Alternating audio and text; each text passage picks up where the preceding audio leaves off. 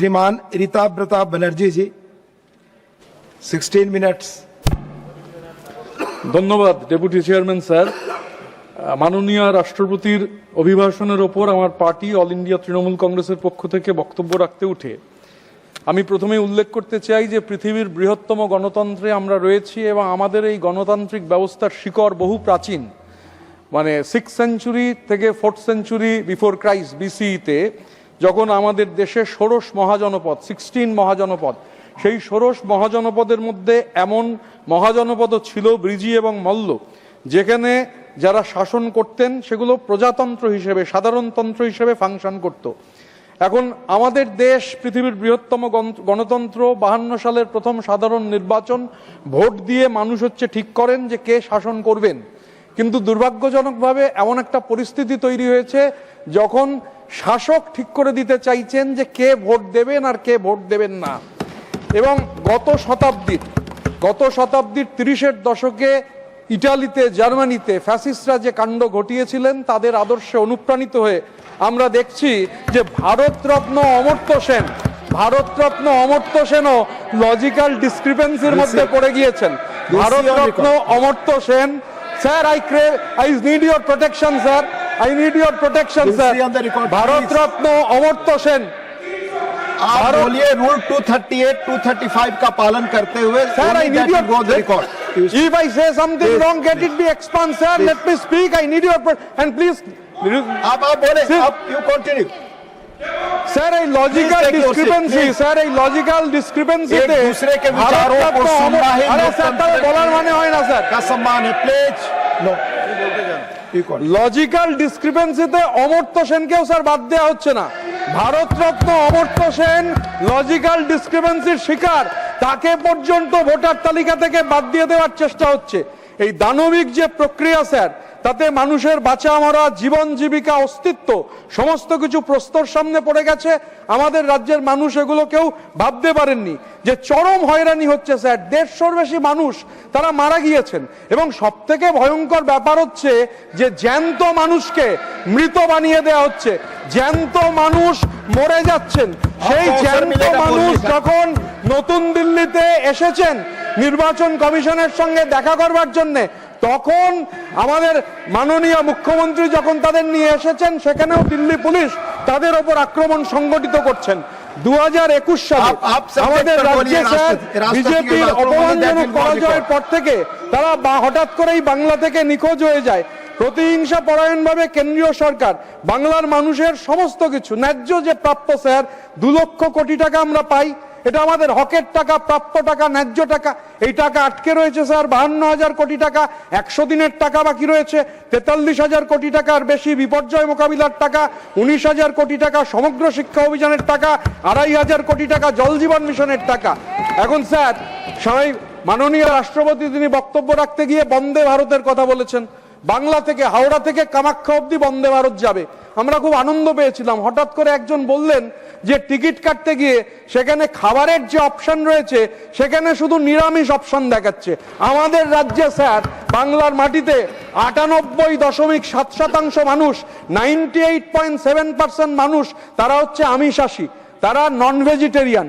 আর আসামে যেখানে যাচ্ছে ট্রেন বাংলা থেকে আসাম পর্যন্ত, সেখানে 78.6%, 78.6% মানুষ তারা আমিষাশী।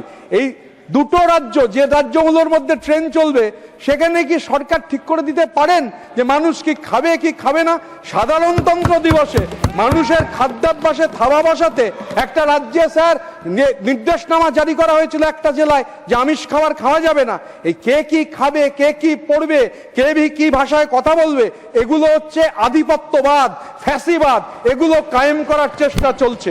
স্যার মাননীয় রাষ্ট্রপতির অভিভাষণে লেবার কোডের কথা রয়েছে।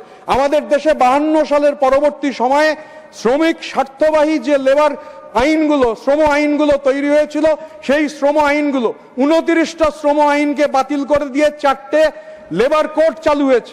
এবার লেবার এটা কেন্দ্রীয় তালিকাতেও নেই স্যার, রাজ্য তালিকাতেও নেই, যুগ্ম তালিকায় রয়েছে। আমাদের রাজ্যের বিরোধিতা করেছে, তামিলনাড়ু একটা কোডের বিরোধিতা করেছে, অথচ গায়ের জোরে এটাকে চালু করার ব্যবস্থা হয়েছে। National floor level minimum wedge sir 176 টাকা। জুন মাস 2017-তে শেষ, এটা রিভাইজ হয়েছিল 176 টাকা। সরকারকে কে বারণ করেছে? রিভাইজ করতে তো সরকারকে কেউ বারণ করেনি, অথচ এই টাকা স্যার রিভাইজ হয়নি। ইন্ডিয়ান লেবার কনফারেন্স স্যার 10 বছর ধরে হয় না। ইন্ডিয়ান লেবার কনফারেন্স করবার ক্ষেত্রে কোনো ধরনের কোনো উদ্যোগ নেই, উল্টো দিকে শ্রমিকের অধিকার কেড়ে নেওয়ার চেষ্টা হচ্ছে। প্রভিডেন্ট ফান্ড, শ্রমিকের অংশ কাটা হয়, এমপ্লয়িজের অংশ, এমপ্লয়ারের অংশ। আমি একটা উদাহরণ দেবো স্যার, এবারের বাজেটে যদিও চা বাগান সংক্রান্ত কোনো উল্লেখ নেই, কিন্তু আমাদের রাজ্যে স্যার কেন্দ্রীয় সরকারের অধীনস্থ চা বাগান রয়েছে। অ্যান্ড্রুইউল কোম্পানি কেন্দ্রীয় সরকারের অধীনস্থ কোম্পানি, তাদের নেতৃত্বে 4টে চা বাগান রয়েছে, কারবালা, বানারহাট, চুনাভাট্টি, নিউ ডুয়ার্স। সেখানে এই বাগানগুলোতে গত 1.5 বছরে বাগান মালিকরা মানে কেন্দ্রীয় সরকার তারা শ্রমিকদের প্রায় 10 কোটি টাকা পিএফ জমা করেননি। এটা হাউসে লিখিত প্রশ্নের উত্তরে সরকার স্বীকার করেছেন। আমরা দেখছি যে আমাদের রাজ্যের সব থেকে বড় যে চট শিল্প, সেই চট শিল্প ধ্বংস করে দেওয়ার চক্রান্ত হচ্ছে। এফসিআই এর গুদামে খাবার মজুত করবার জন্য চটের ব্যাগের পরিবর্তে প্লাস্টিক ব্যাগ এবং পলি জুট ব্যাগ, সেই জুট ব্যাগের অনুমতি দেওয়া হচ্ছে। এগুলো হচ্ছে স্যার, এগুলো ক্রমাগতভাবে আমরা দেখতে পাচ্ছি। আমি স্যার এখানে উল্লেখ করতে চাই যে আমাদের রাজ্যের সরকার এই শ্রমজীবী মানুষের জন্য একটা স্কিম, বিনামূল্যে সামাজিক সুরক্ষা যোজনা, শুধু নাম লেখানো থাকতে হয়, গোটা দেশে কোথাও নেই। সরকার প্রতি মাসে 55 টাকা জমা করেন। 60 বছর বয়স হলে অসংগঠিত শ্রমিকের তার প্রভিডেন্ট ফান্ড নেই, কিন্তু আমাদের সরকার রয়েছে, মমতা বন্দ্যোপাধ্যায়ের সরকার, যে কারণে এই বিএমএসএসওয়াই এর মাধ্যমে 2,72,000 টাকা পর্যন্ত এরা পান। এবার আমাদের রাজ্যে 1,86,00,000 অসংগঠিত শ্রমিক ইতিমধ্যেই এই স্কিমে নাম নথিভুক্ত করেছেন, 37 লক্ষ টাকা পেয়ে গিয়েছেন এবং টাকার পরিমাণ 2,910 কোটি টাকা। এটা হচ্ছে বিকল্প sir. The Press Council of India, sir, a statutory quasi-judicial body to safeguard press freedom, has been without a chairperson for the first time in the history of independent India.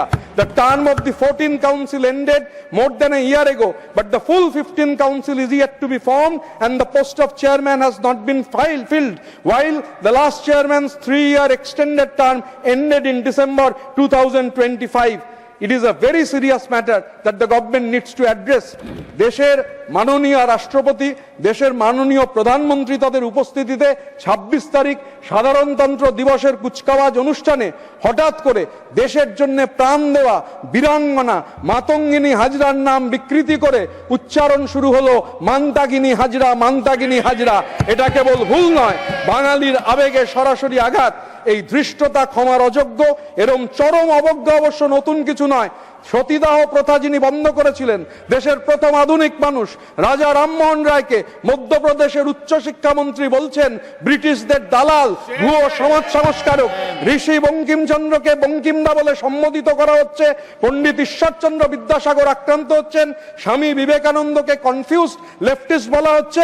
এবং পৃথিবীর কবি, আমরা নতুন করে শুনছি যে পৃথিবীর কবি 1913 সালে প্রথম অশ্বেতকায় মানুষ হিসাবে নোবেল পুরস্কার সাহিত্যে পাননি, তিনি নাকি শান্তিতে নোবেল পেয়েছেন। এটা এখন আমাদের বিজেপির সভাপতির কাছ থেকে শুনতে হচ্ছে। বিজ্ঞান মনস্কতার বিরুদ্ধে স্যার সিলেবাস তৈরি হচ্ছে, পুরাণকে ইতিহাস বলে চালানো হচ্ছে।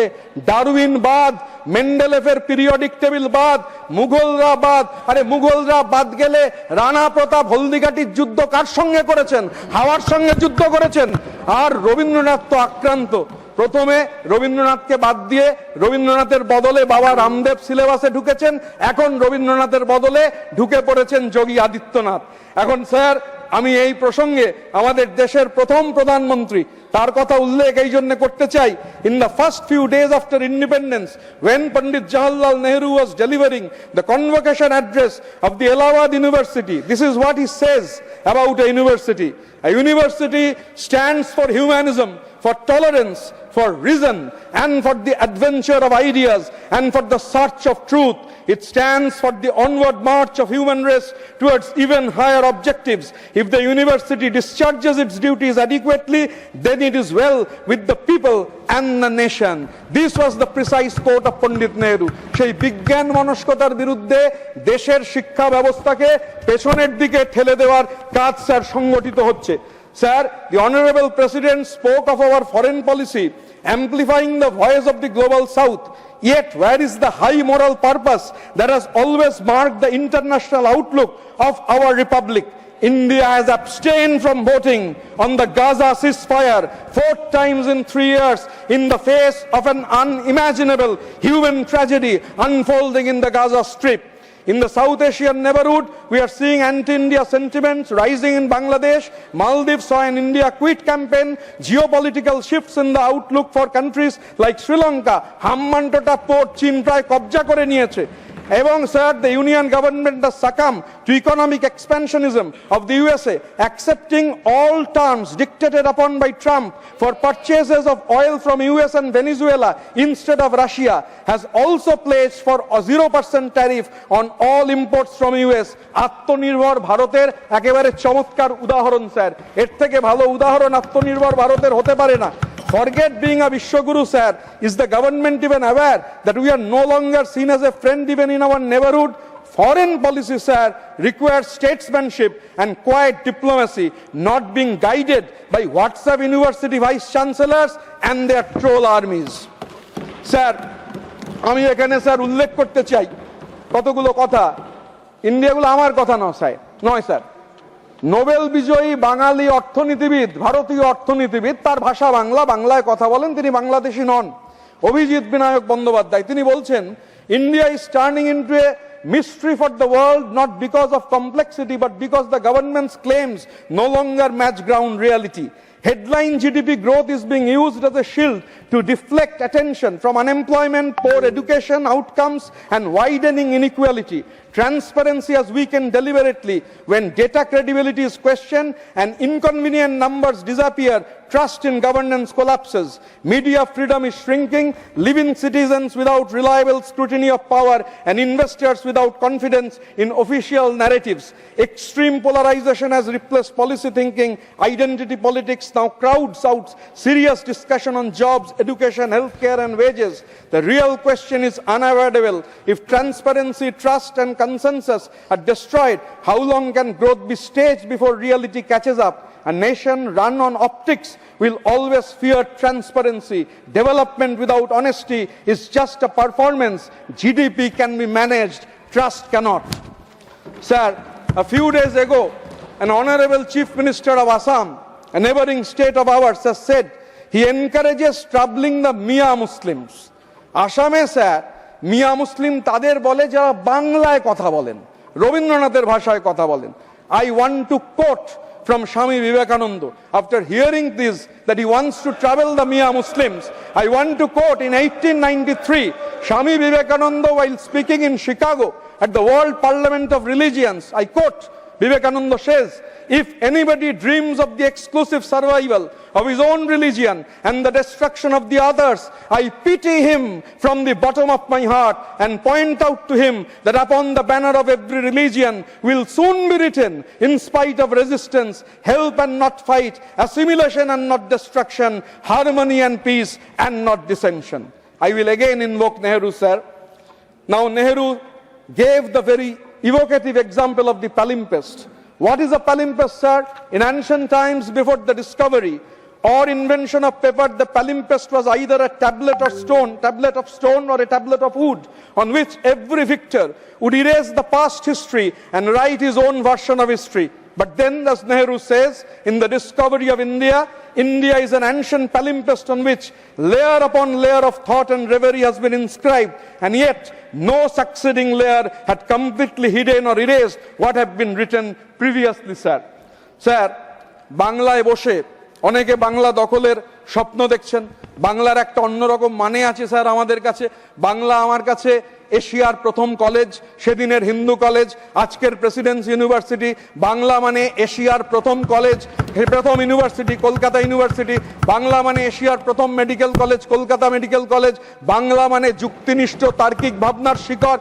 এই যে ধারাবাহিকতা, প্রথম নোবেল স্যার লিটারেচারে, সাহিত্যে, শান্তিতে নয়। আর রবীন্দ্রনাথ সান্যাল বলে কেউ ছিলেন না স্যার। রবীন্দ্রনাথ ঠাকুর পৃথিবীর কবি, তিনি বাংলায় বসে, বাংলার মাটিতে বসে বাংলায় লিখেছিলেন এই আইডিয়া অফ ইন্ডিয়াকে চ্যাম্পিয়ন করবার জন্য। রবীন্দ্রনাথ বাংলায় বসে বাংলাদেশি তো ছিলেনই না, তিনি পৃথিবীর কবি।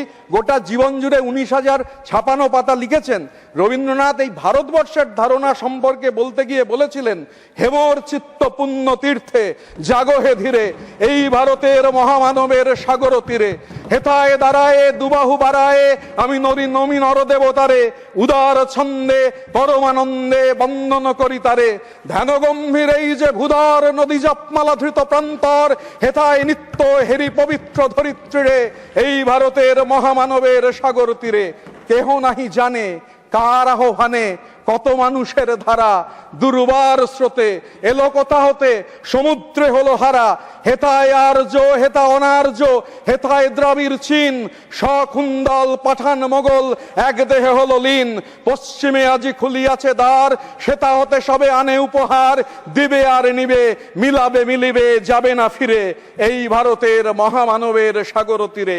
রণধারাবাহী জয়গান গাহি উন্মাদ কলরবে, ভেদি মরুপদ গিরি পর্বত যারা এসেছিল সবে, তারা আমর মাঝে সবাই বিরাজে, কেহ নহে নহে দূর আমার শনিতে, রয়েছে ধ্বনিতে তারই বিচিত্র সুর, হে রুদ্রবীণা বাজো বাজো বাজো, যারা বন্দন আসিবে তারাও আসিবে দাঁড়াবে ঘিরে, এই ভারতের মহামানবের সাগর তীরে।